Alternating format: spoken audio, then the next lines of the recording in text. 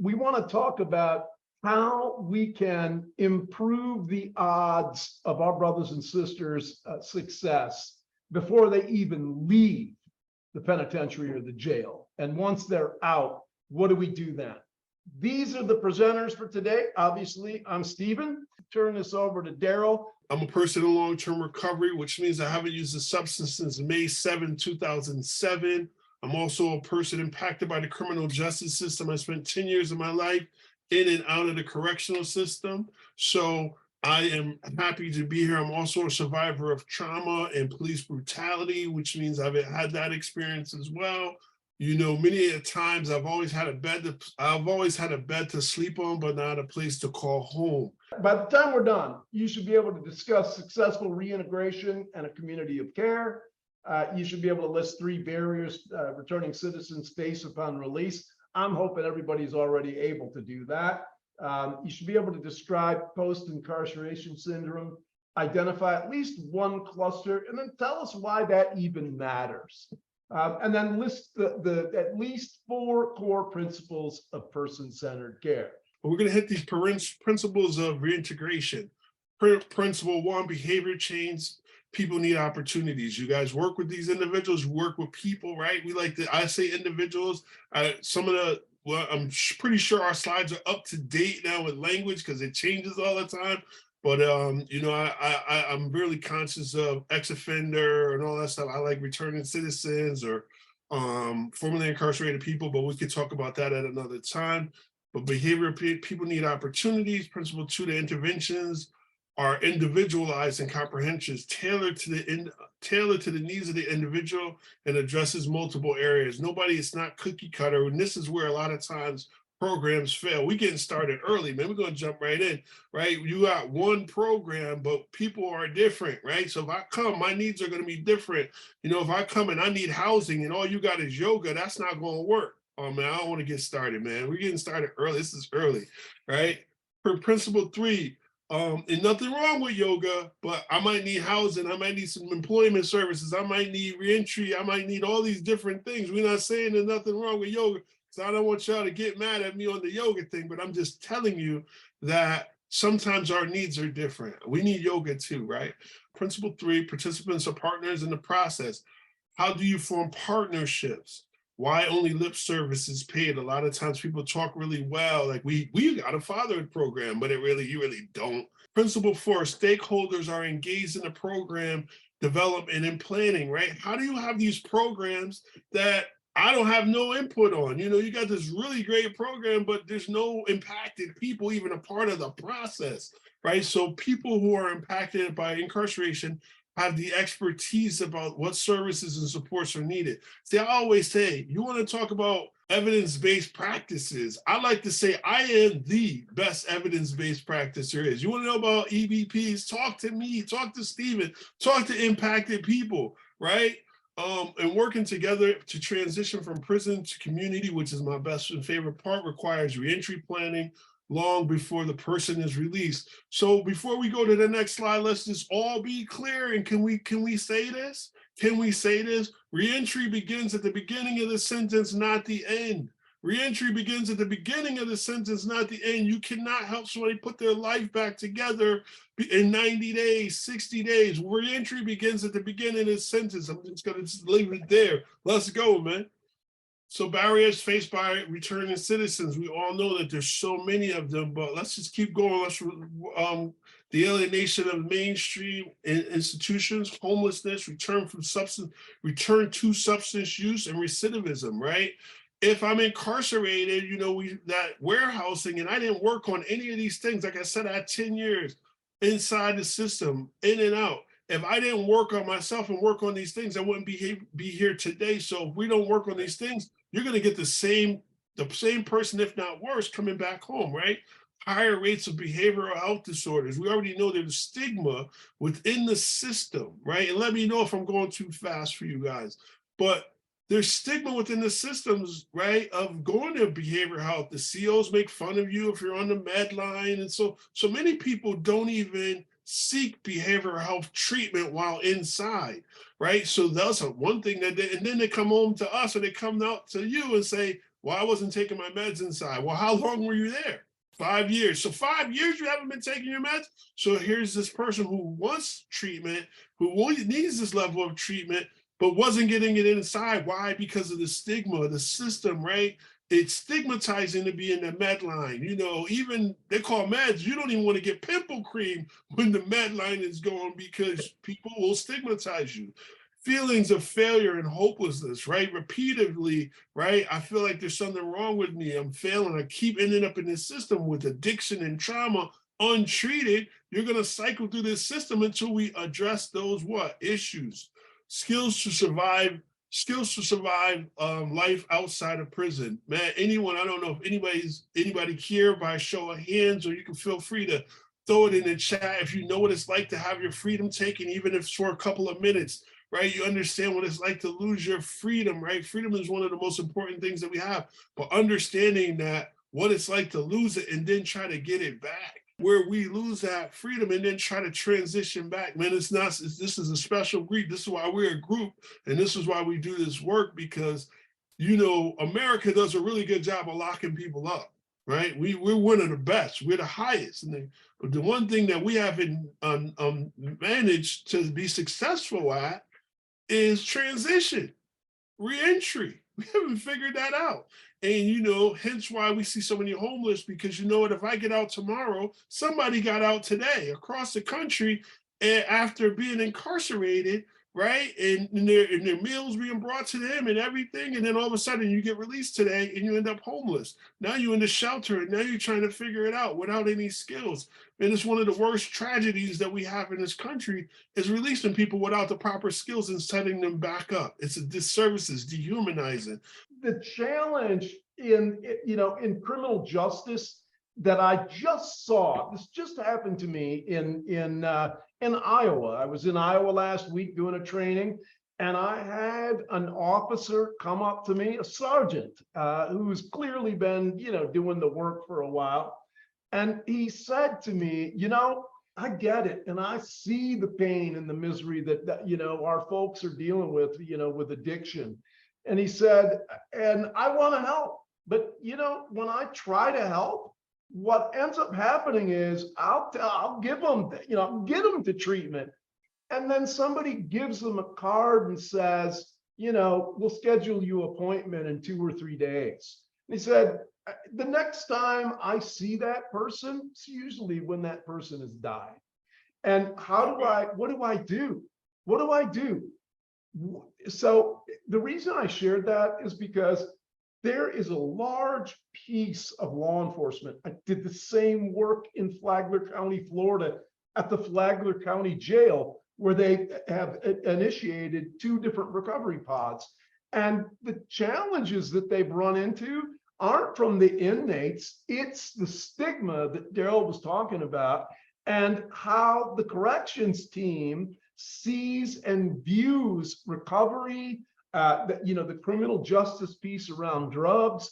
And what you have to remember is that what we're trying to do now, and really this came about, and no offense here at all, but for a long time, it wasn't a whole lot of white people dying from things like opioid overdoses.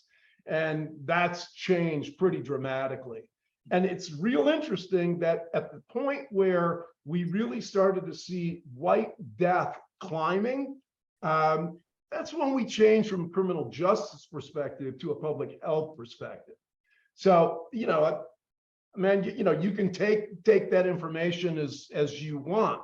But, what it tells us is that when we want, we know how to come at, treating things like substance misuse. But the problem has been that we haven't invested any time, any money. We don't really, it didn't matter, and it was punitive, right? So since the 80s, the war on drugs, and it's not on drugs, it's on the people who use them.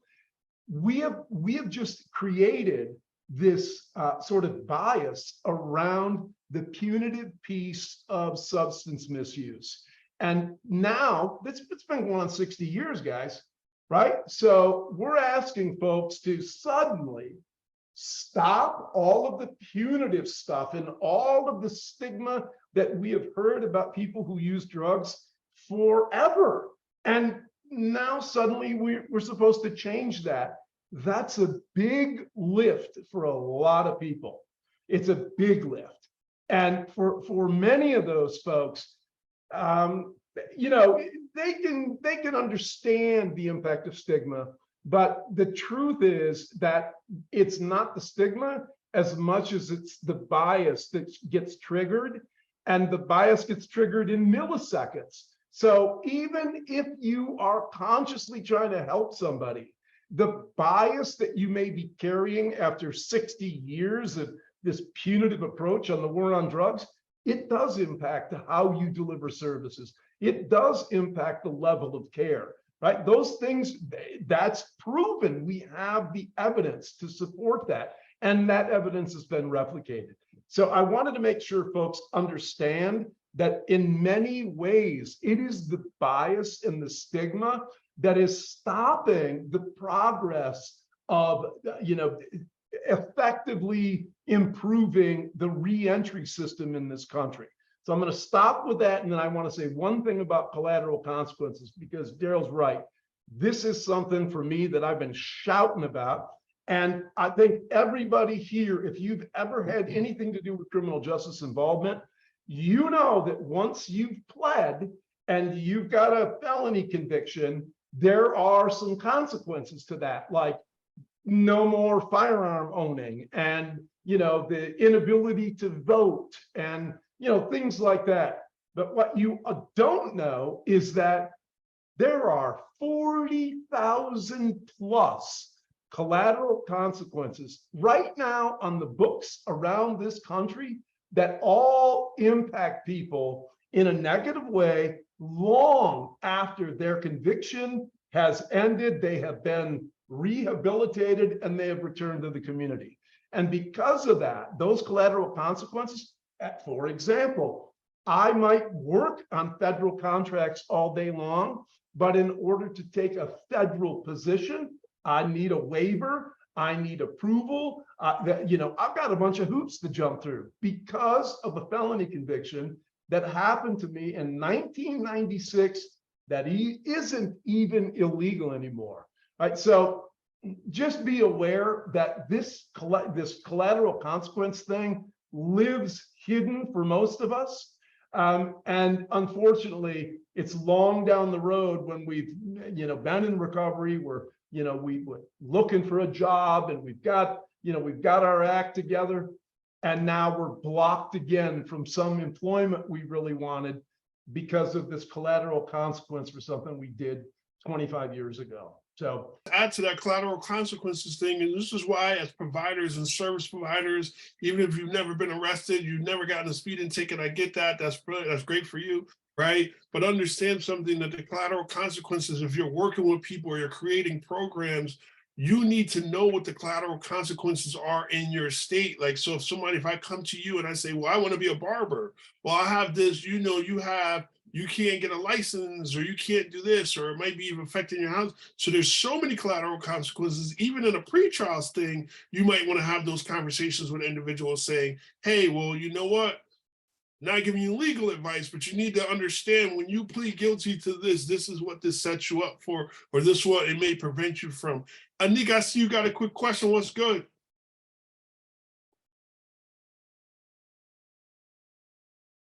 Anika, you want to mute yourself, or you waving high? Either or. and she may have been doing that as I think I saw her hand up before. Okay, Okay, now the host allowed me to. Thank you, I appreciate that.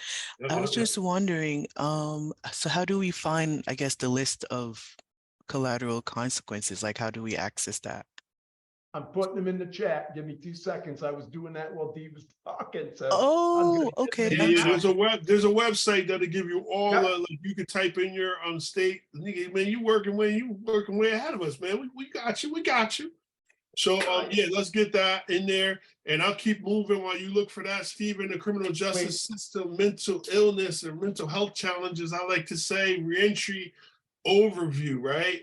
So almost 1 in 5, right? 1 in 5 adults that are diagnosed with a serious mental illness or SMI, as the system says it, right? Many with co-occurring alcohol and drug use problems. No surprise there to many of us, right? We know that people come in with mental health challenges and a substance use issue. And sometimes it's the chicken or the egg. Did I have a mental health challenge and that's why I'm using substances? Or because of my substance use, I have a mental health challenge now, right? Anybody that's been in the street understands, especially anybody, victims or people of trauma who are like myself as a survivor of trauma, they're gonna fit right into this 1 in 5, right? Approximately 1.9 million persons with an SMI enter US jails annually, right? So these people we're cycling in and out of these annually, and those numbers fluctuate, right? And many continue to cycle repeatedly through the criminal justice system. Justice involved individuals with psychiatric illnesses and addiction disorders, often released into homelessness, right? So I'm incarcerated, and let's talk about trauma. Can we talk about trauma for a quick second? You don't mind if I talk about trauma? So I'm already traumatized, right? I'm already traumatized before I go in, right? And then I'm inside and I'm re-traumatized by strip searches and things that I see within the system. And then none of this stuff is addressed. And then I'm released back outside, right? I might have been in segregation. I might have been all these things that happen to you while you're in the system that get untreated. And then they come back to you. And many times they walk through your door, through your program, asking for help. And these things are still unaddressed. And this is why people continue to cycle through the system, right? And released into homelessness and facing daunting barriers in recovery and reintegration. Why do these things exist? Because people have this misconception that when I'm incarcerated, all these things are being treated, all these things are being addressed. Well, we all know that that's not what's happening all the time. These systems, only the system, a lot of times, criminal justice system and the prison system, if you will, only makes the problems worse, if you will. So it's interesting. I like when people talk about, somebody, I think it was talking about, I don't even want the TSA touching me. Exactly. And this is a thing that you don't know. Like, this is why we need to be conscious of, this is why we do this work. We need to be conscious of people's traumas, right? And triggers and things like that. I've been out of incarceration since May 10th, 2010. I still don't sit with my back to the door, right? In restaurants, my family members know. So this is a trauma. This is how understanding these things. And this is something we're going to talk a little bit more about this. How many of you, by a show of hands, virtual or whatever, institutionalized? How many people come in contact with people that are institutionalized on a regular basis? How many of you would actually say that you are institutionalized, right? You are institutionalized, right? Because, I cycled in and out of the system and I didn't even know that I was institutionalized. But let me tell you really quickly how it goes, right? I'm in the street, I'm doing all kinds of crime, I'm doing everything, doing drugs, I'm car chases, whatever, carrying guns. But the second I get incarcerated, I am a model prisoner. I'm following all the rules. I'm holding the door open for guards. I'm like, good morning, how are you doing? I'm doing all this stuff because it's the structured environment. So you see people one way, right? You may see them one way. You may see how they interact on this inside. That's not the same person. That may not be the same person unless they've done the work on the outside. So people, even family members, are confused. Well, you were so, you were doing so well inside because it's a structured environment. And I learned my last time incarcerated, that I needed a structured environment in order to function. I'm going to say that again. I needed a structured environment in order to function. When I realized that, and I started to work with people like me who needed that structured environment in order to function, this is the way you engage them. When they come into your office, the number one thing you should say is welcome home. Can we all agree upon that? When somebody is released from prison or jail or an institution and they walk into your office and they tell you they just got out, I need you to do me the favor of saying welcome home. The next thing we start to talk about is what was their institutional life like? Did you work? What did you do? What did you do to get through the day? Especially if you know this person wasn't getting tickets or wasn't getting in trouble, wasn't doing any of these things, right? And they were doing really well. How do we mirror that outside in the community?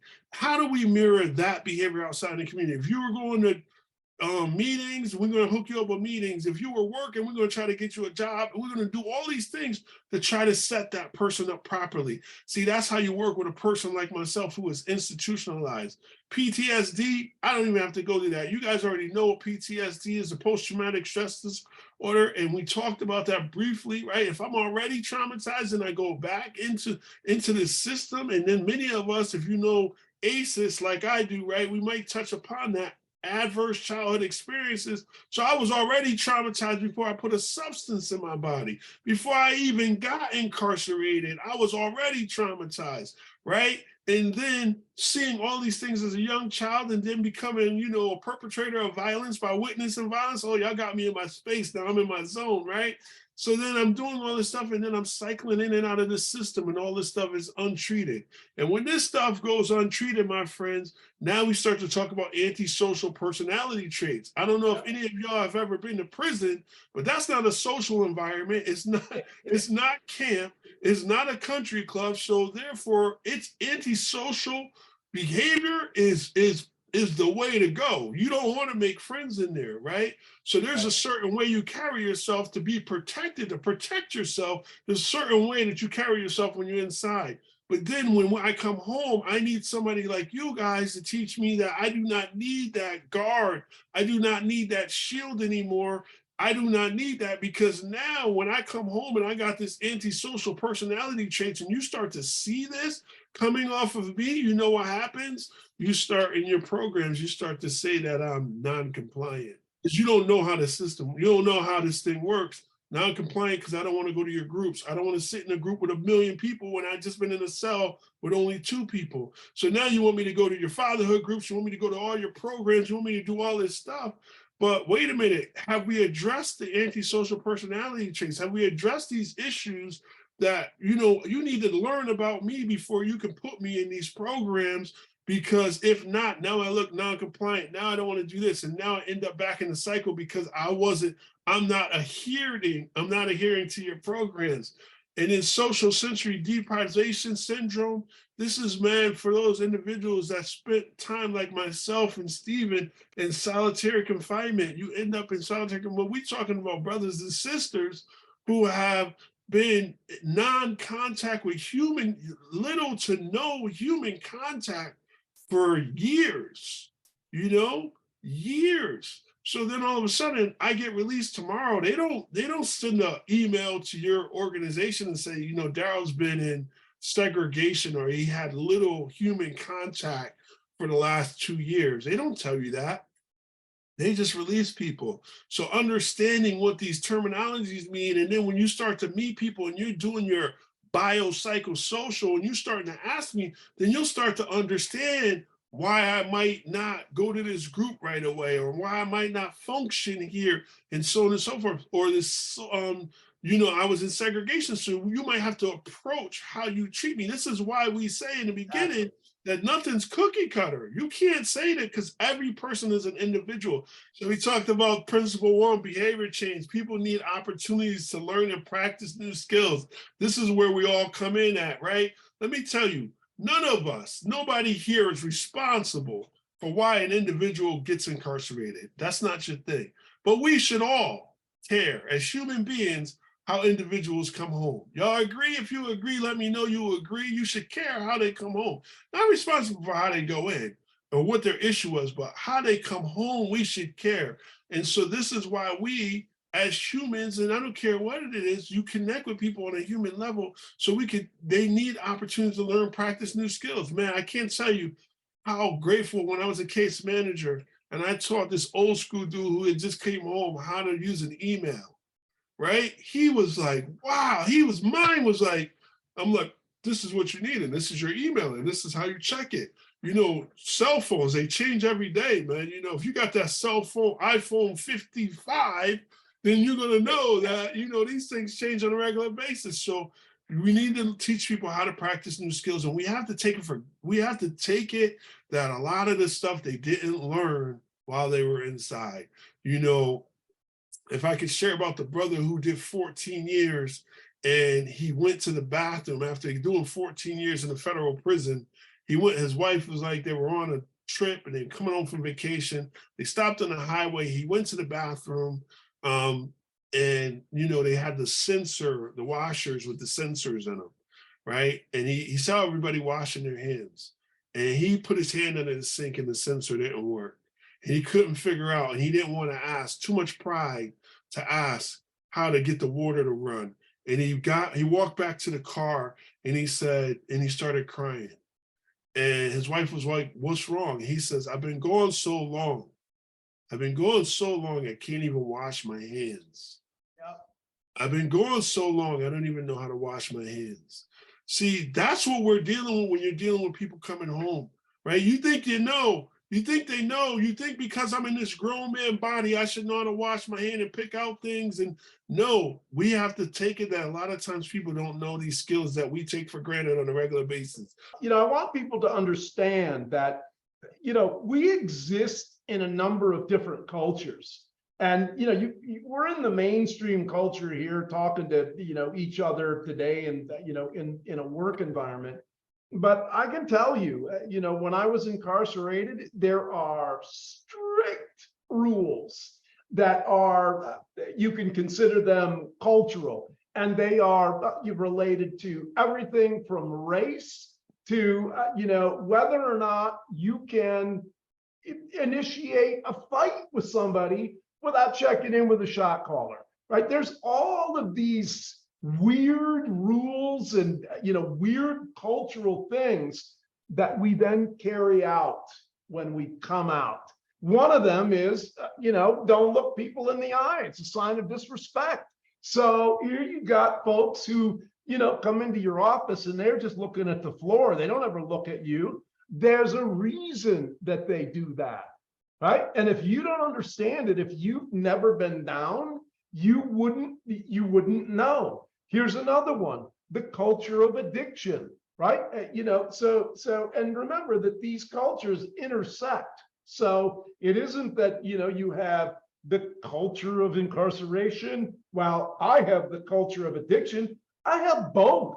And I get to throw in the culture of homelessness. And each one of those things has, somebody in the chat, I think this might have been Annika, you know, it's a code of conduct. It's unspoken rules.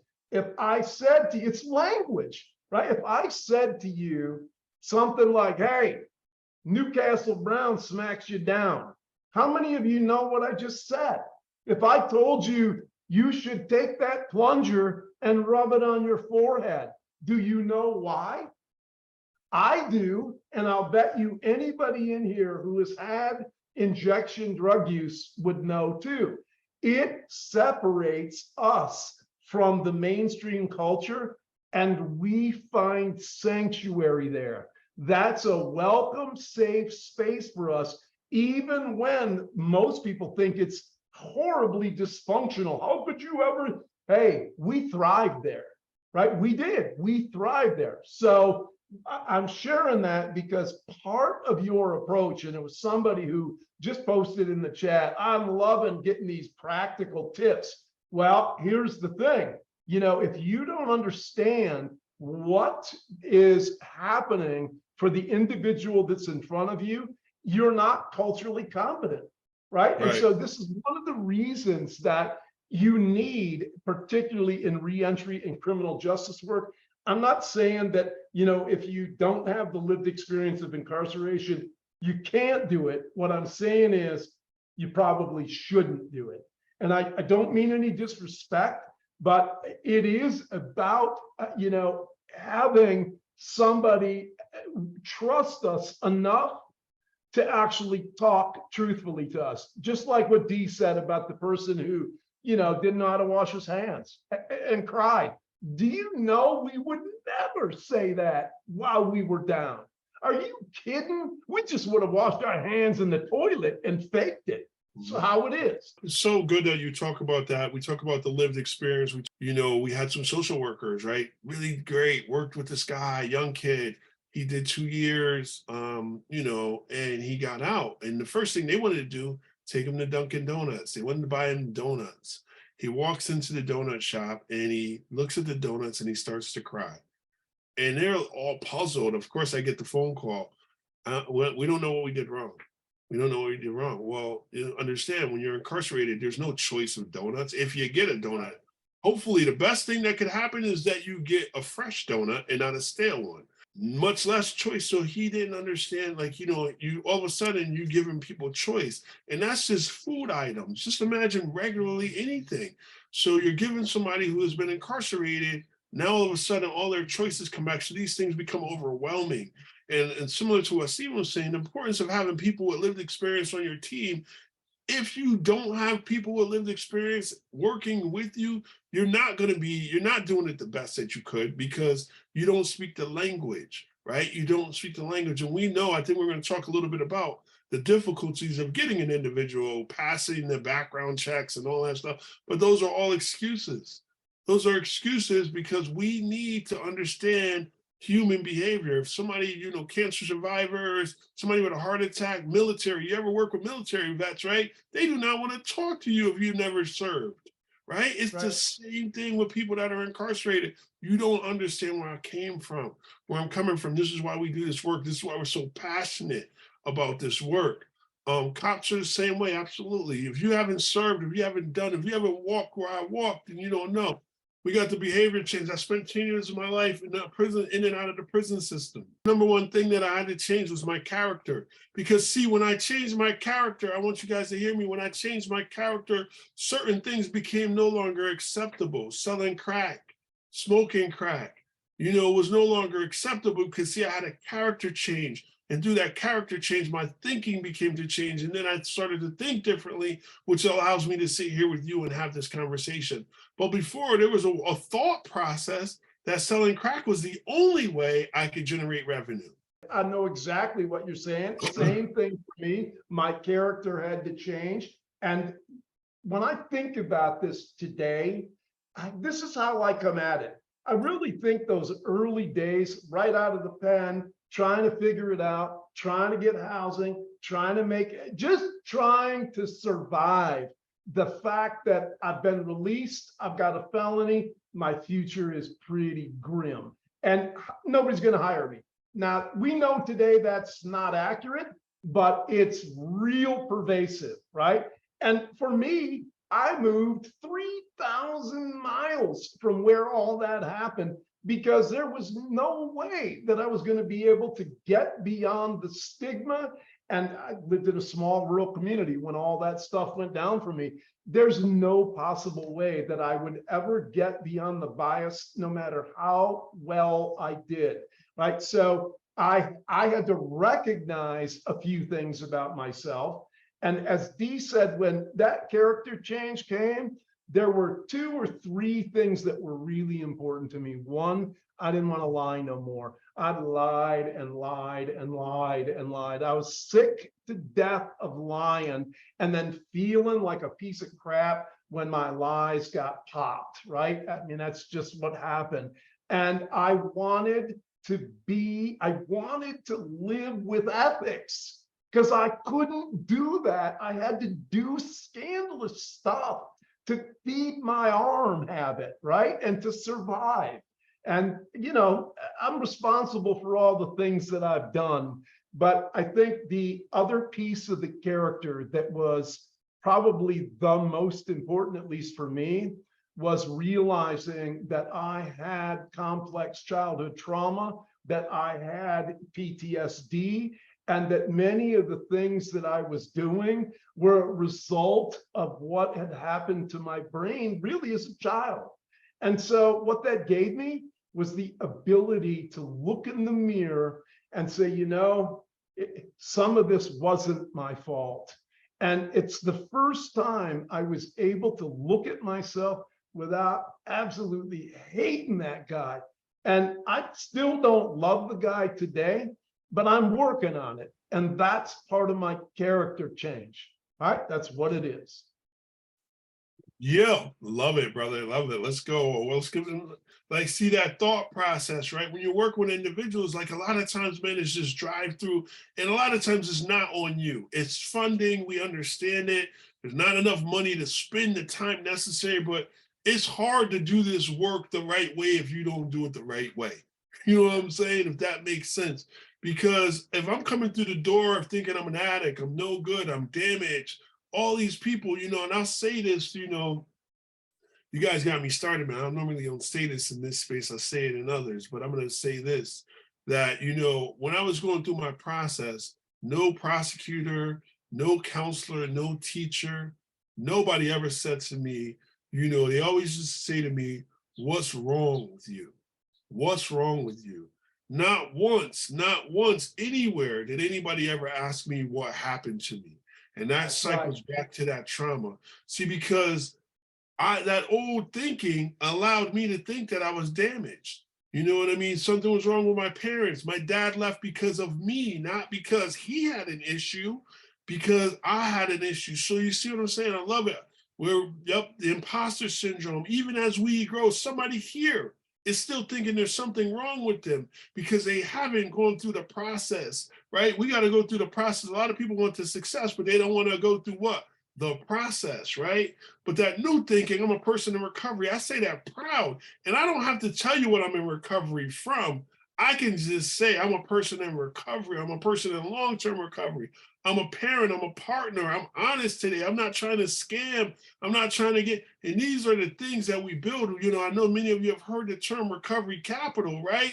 So therefore you start to build that capital. I mean, I'm getting chills. You start to build, I got that GED. I got an email, right? I got my license today and all these things, right? You might be 55 years old and you finally got a legal license to drive. See, this is where we're trying to get people at. And this is the work. You guys, everybody here that does this work, out of whatever level you do it at, you are blessed to be able to do that because you have an opportunity to change someone's life through the even kind words. That welcome home is a welcome and invite to say that you recognize that this person is in transition.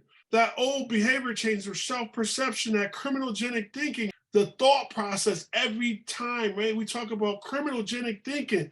Yeah, I see you, Rob. You see that criminogenic thinking. See, this right here, this is heavy stuff because even inside you have to do that. Like she even talked about a culture. There's a hustle inside. I used to sell coffee balls. I hate coffee, but it's a big commodity. So I used to sell, I was a coffee guy.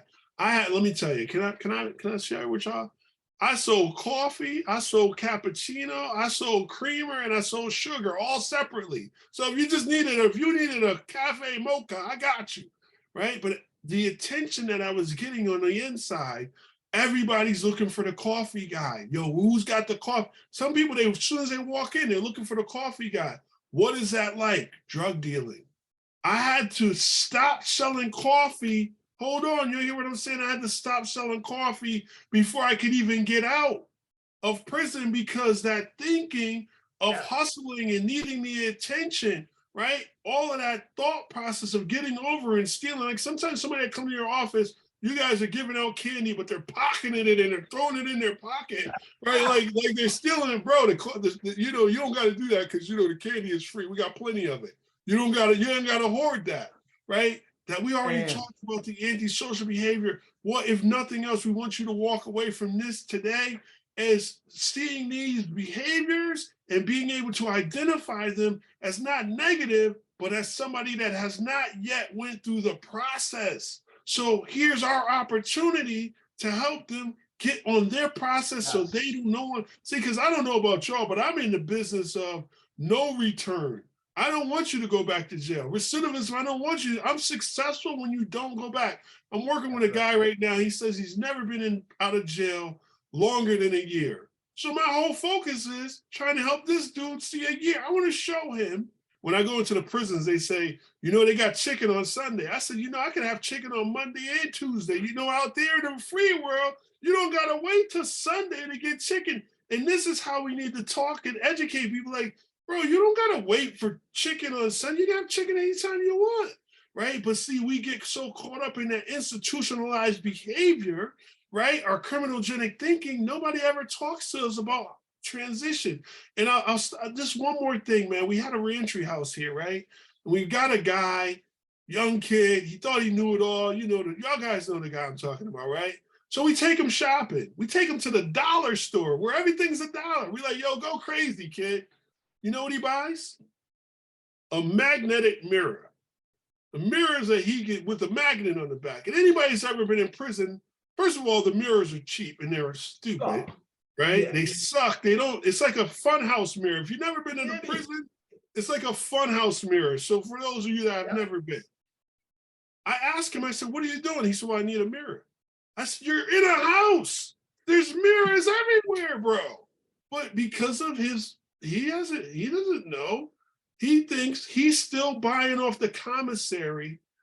Yeah. Hold on, hear what I said. He's still buying off the commissary and he's free. He had no meats. He didn't put any meat in the basket. He had chips, cakes, cookies. So here we see we need to teach him, right, how to shop. We need to teach him how to, you might want some eggs. You want some eggs? Maybe you want some bacon. Would you like toast? You know, Pop-Tarts ain't gonna do it, bro. So yeah, so this is that behavior change, that self-perception. These are things that people, this is negative behavior in many eyes, but today you guys will see this as a way to jump in and help somebody transition instead of, oh man, that dude screwed up. He just bought him. I said, man, put the mirror back, man. You ain't, trust me, we got some mirrors. We got some mirror. We got a mirror for you, and it's way better than this plastic one. I've experienced 80% of the stuff he talks about, but when he shares it, it's like I'm right back there again. Not that that's a good thing, but it's an important thing because it reminds me of where I came from, how difficult that journey out was, and that there are folks like Daryl, like me, like hundreds of others of us who are just waiting to stick out the hand. Welcome home, my brother, my sister.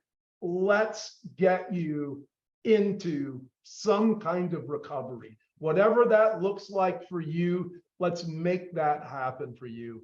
And I mean, what else could you want, right? You know, right. For people who have been just hammered down, oppressed, marginalized, ignored, told they are trash, locked up and had the keys thrown away, all of the cliches, all of the stigma.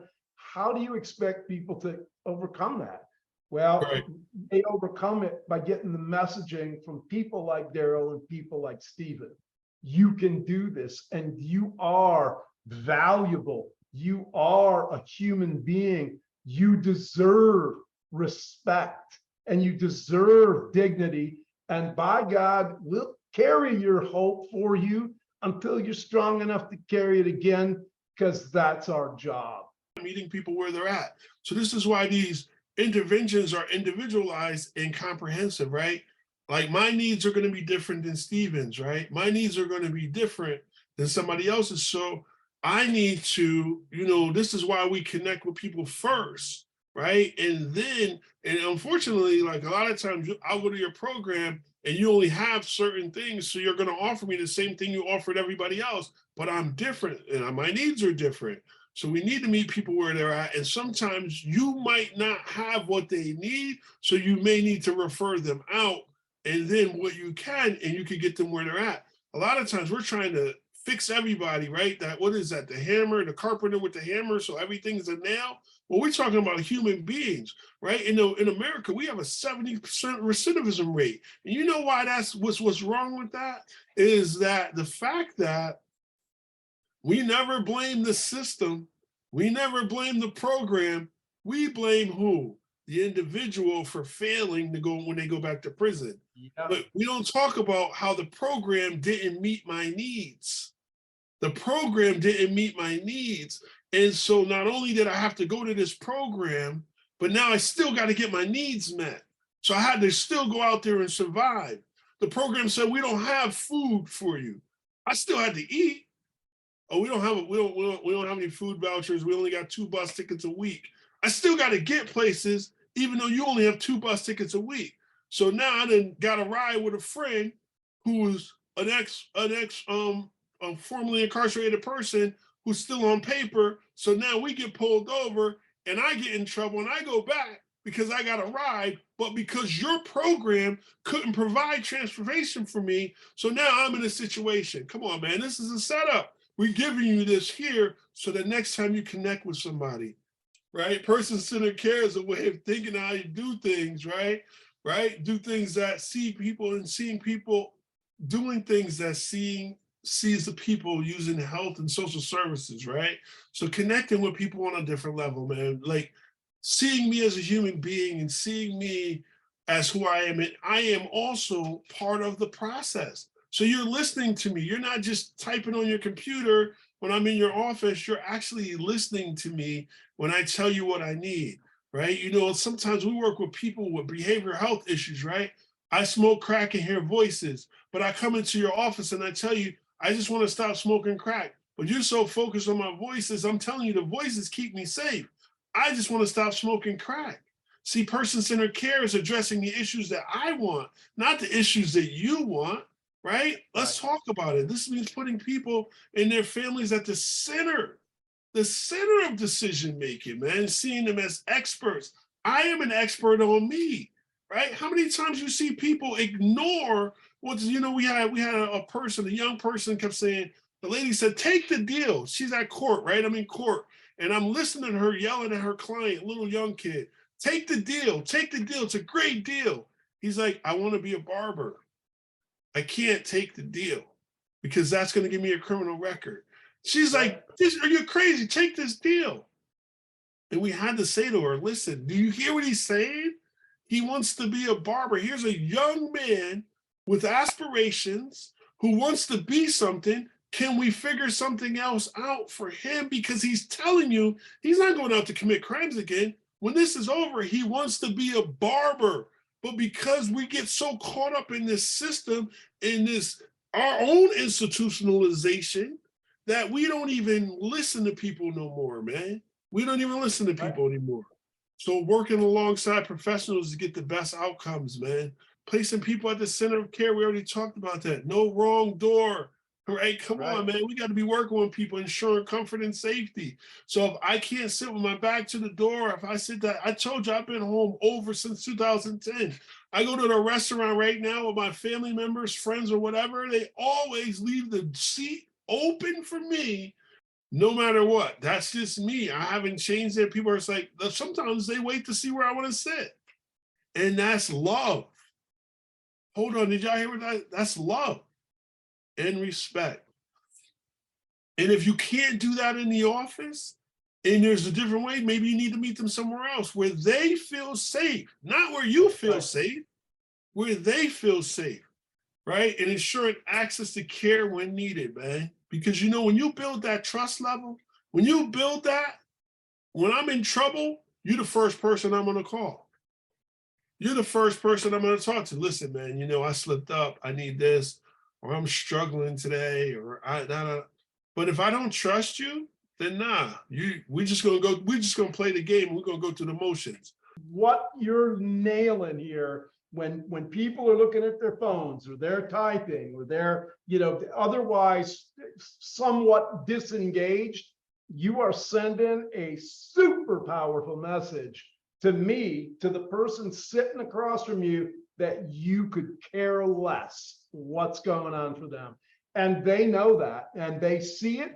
And it's one of the reasons that folks don't come for treatment and they don't come to see you. It's not that you're a bad person. It's that they know how you are thinking about them. And let me just say this, bias, much more sneaky and tricky than stigma, because bias happens instantly. And we know that certain words like substance abuser can trigger in milliseconds a negative cognitive event in your head that leads, there's research that proves this, it leads to lower quality of care and less belief that the person can even succeed in recovery. So when Dee's talking about, listen, you know, look them in the eye, listen, don't think of what you want to say when they stop talking. Let them share with you because they really are the experts on who they are. We just need to hear them. And finally, the onus is on us. It's not on them. We're the professionals. We're the ones who are supposed to know this stuff, right? We're the ones who are supposed to know how to, you know, to move somebody from, you know, leaving the gate into some meds, into housing, how to find a job, how to get transportation, how to use a cell phone, how to do an email. That's on us. And if we're failing, if we're not doing that, we are failing. I tell you, COVID was one of the worst times for people to get released. All my advocate friends were saying, release them, which I love. I get it, but we're releasing them too. The client, as well as providers, family members, and natural supports, are involved in the reentry. We talked about this, right? Are involved in the recovery and the reentry process. The directs to recovery plans. So many times, these plans have nothing to do with me, like, you know. And let me tell you, an institutionalized person like myself, I'm a good programming person. If I see you have no interest in me, I can play the game. I'll program all day. Yep, whatever you want me to say, because I know, but the second that we start to change this level of care and get to a real person-centered space of care, then I know that you care and you care about my opinion and you're not just checking a box, right? So we talk about, one of my favorites, you know, I've been training forensic peer support for over 10 years now, right? And this is assisting clients with accomplishing self-defined goals. This is taking individuals who are formerly incarcerated and teaching them a certification and how to connect, like what we're talking about today.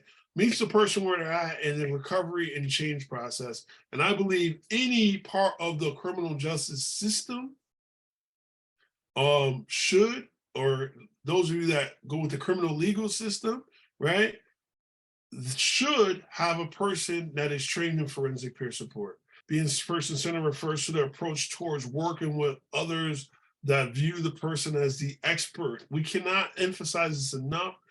We view the person as the expert. How many of you, by a show of hands who are paying attention, look at the person as the expert on themselves? You know, or do you see every time somebody walks in, they're a different individual, right?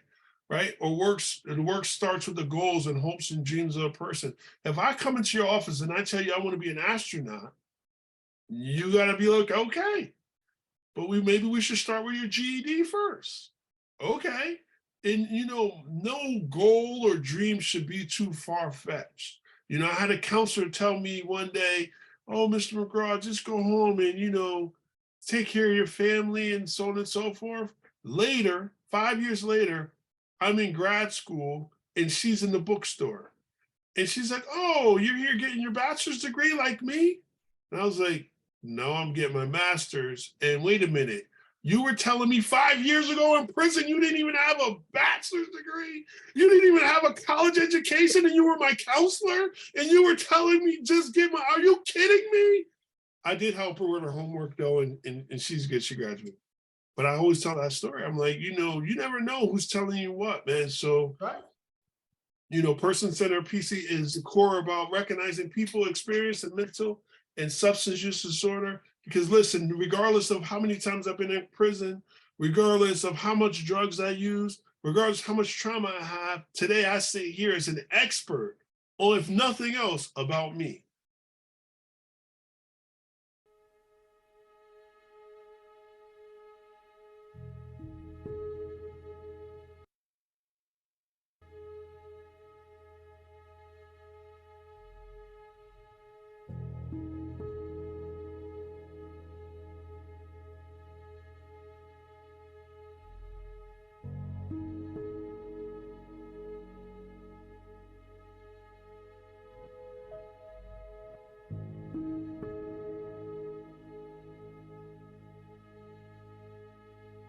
It's time now, everyone. We're gonna do the compassion trauma circle. Is everyone ready to face their past with compassion? Is that a yes? Yeah. While you were growing up, during your first 18 years of life, if a parent or other adult in the household often or very often would swear at you, insult you, put you down, or humiliate you, step inside the circle. If a parent or other adult in the household often or very often pushed, grabbed, slapped, or threw something at you, step inside the circle. If a parent or other adult in the household often or very often ever hit you so hard that you had marks or were injured, step inside the circle. If you often felt that no one in your family loved you or thought you were important or special, step inside the circle. If your family lived in extreme poverty, step inside the circle. Step inside the circle. Step inside the circle. Step inside the circle.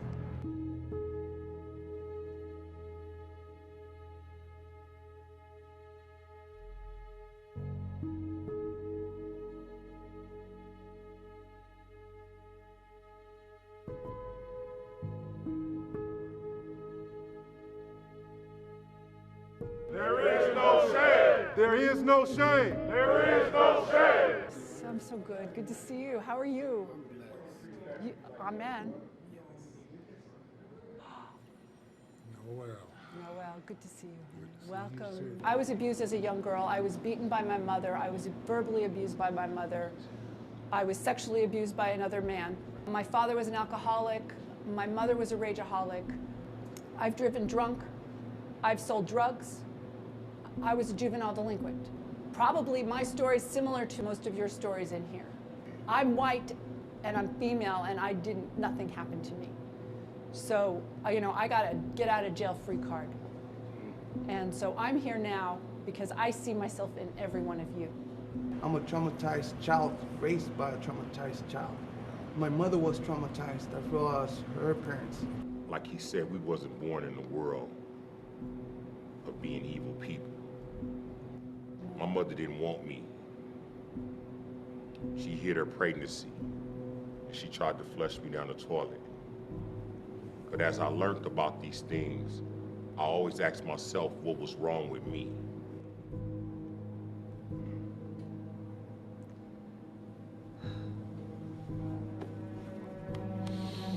When I come to the circle and I see everybody else and she's reading off the questions and people stepping in further, and I look at my childhood and I'm like, a lot of these people in this yard are just like me. There was one step I should have taken that I didn't take, and I saw some of my brothers and my friends take that step, and I felt like such a coward. I wasn't brave enough to be there with them when they took that step. And every round after that, I took the most difficult step. Our traumas kept us separated. We were all on the circumference, all standing apart. But once we began to acknowledge our traumas publicly, it brought us all closer together. In prison, you're not supposed to show your weaknesses in prison, though.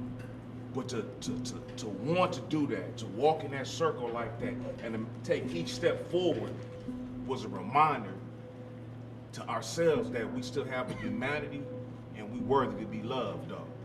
Most people on the outside don't understand that we want to change so we can re-enter society better than what we left it.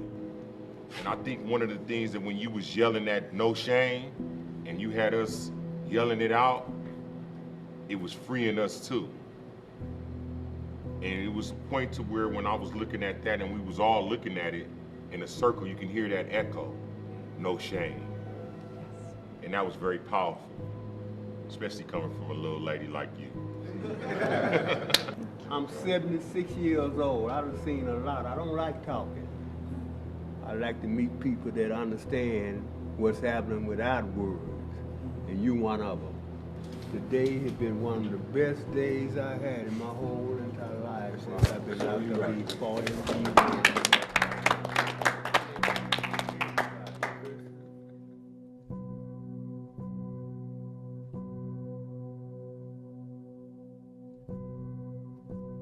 Your true spirits are not violent. Your true spirits are magnificent. Hi, my name is Fritzi Horseman, founder of the Compassion Prison Project. Seen that video. This is one of my favorites. We're going to bring them home now. Beyond the us and them person-centered perspective against person's PCP or person-centered perspective is at the core. It's about recognizing that people with mental or substance abuse disorders generally want what? The same exact things that all of us want. They want to be able to take care of their families, take care of themselves. They want to, you know, do the things that you do, want to go to an amusement park. We all want the same things. I don't know why somewhere along the line, the thinking got mixed up that, you know, oh, well, because you're the professional or we're the provider, that these are not our brothers and sisters that want the same thing that we do. They like pizza like you. It's just a little difficult for them to get to the pizza, right? They haven't never bought their own pizza. They always got a slice. Well, you want to show them how to go in there and order their own, right?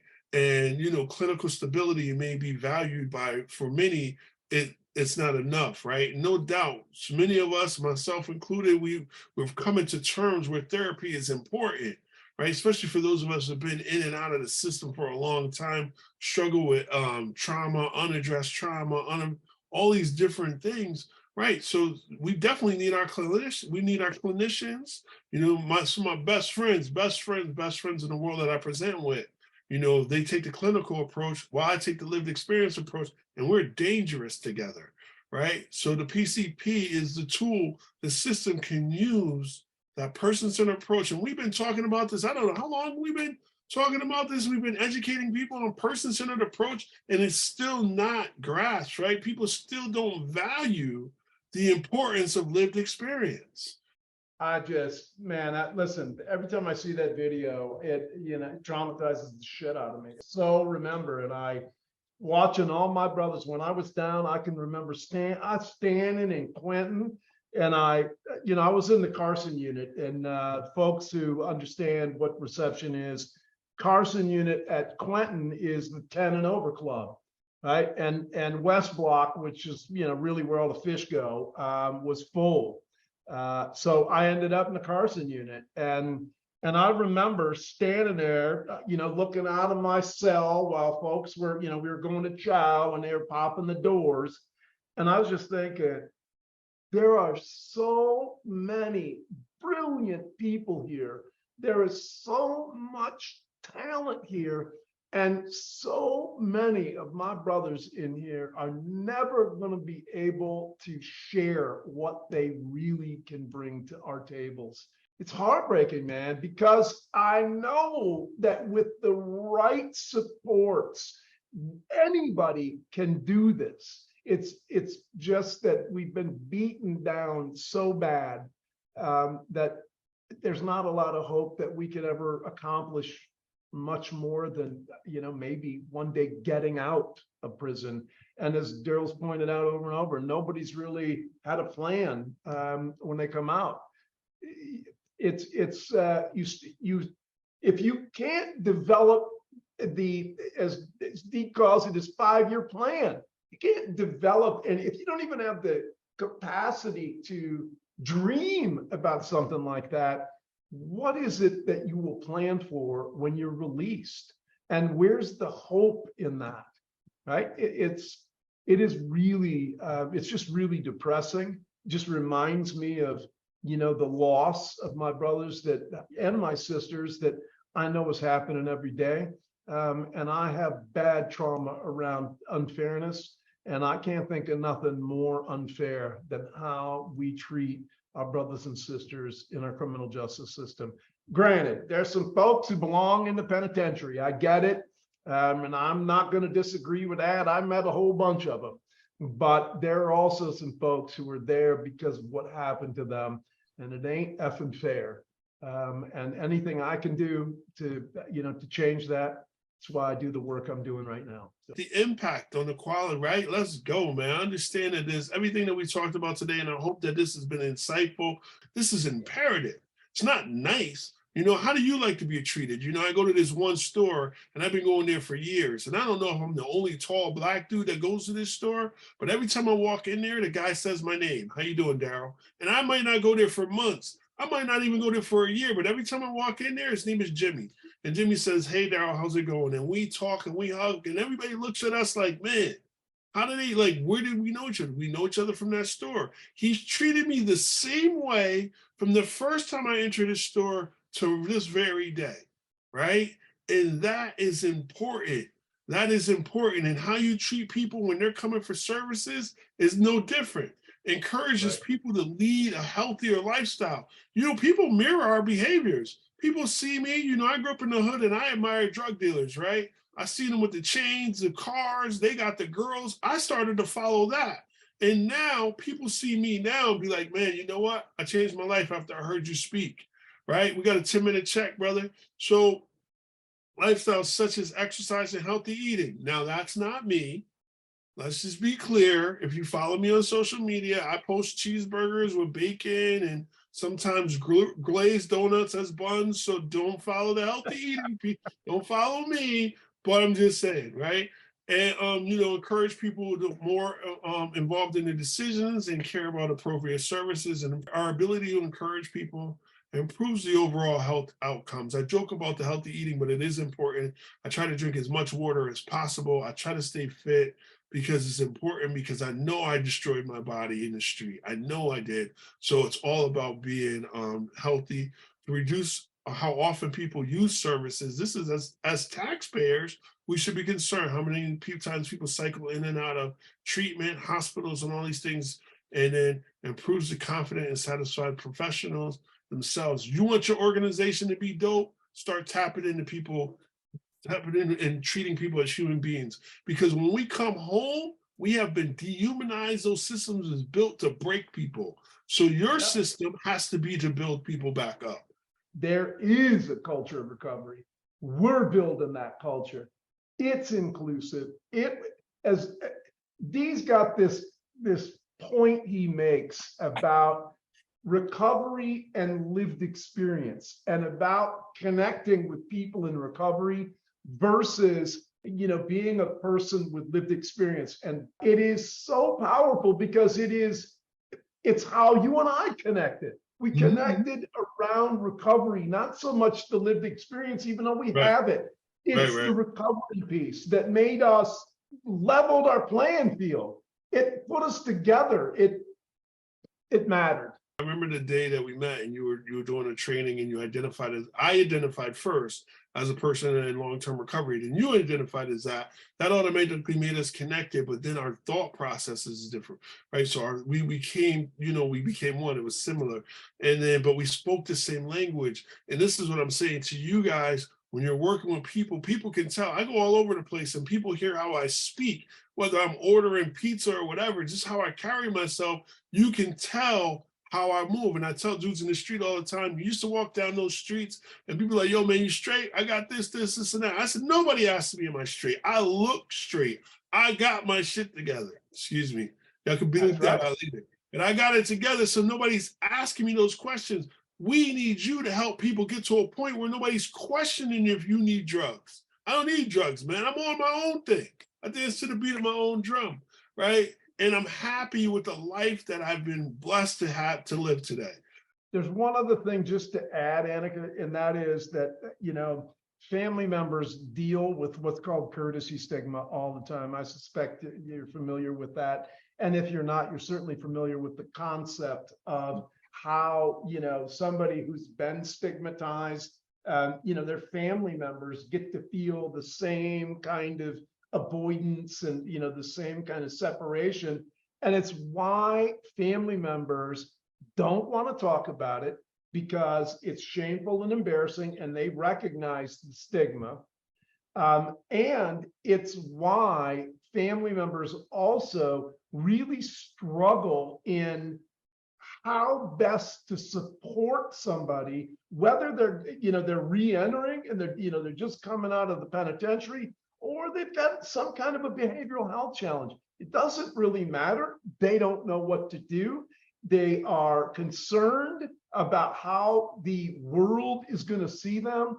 And then, and I can say this as a parent, I suspect Dee gets this too. As a parent, we feel like we failed. We feel like we failed. And, you know, what could I have done that, you know, would have stopped my child from, you know, going down that path? So it's really important that we remember the power of the family, but the power of the family can be both negative and positive. And sometimes when we really yank that family back in, particularly if they're not ready or the family's horribly dysfunctional, it makes things worse more so than better. Housing is always an issue, and it's not something that we have, successfully challenged. I know I worked in Utah where they actually pay people not to rent to formerly incarcerated people. But, if you can find those sober houses that are good sober houses, you guys know the ones I'm talking about, and then set up some type of transition plan or start the advocacy. We need to get back to advocating for housing. Yes. Because I would love to see what we call transitional housing that's really good, or 3/4 houses, not halfway houses. 3/4 means you're 3/4 of the way out. But even in those situations, we got to stop housing people without teaching them how to live. So Yes. it does a disservice to just put somebody in a house or an apartment or a room. Yep, and don't forget, welcome home. Welcome home. And we want to thank everybody for coming, and thank you so much. Thank you.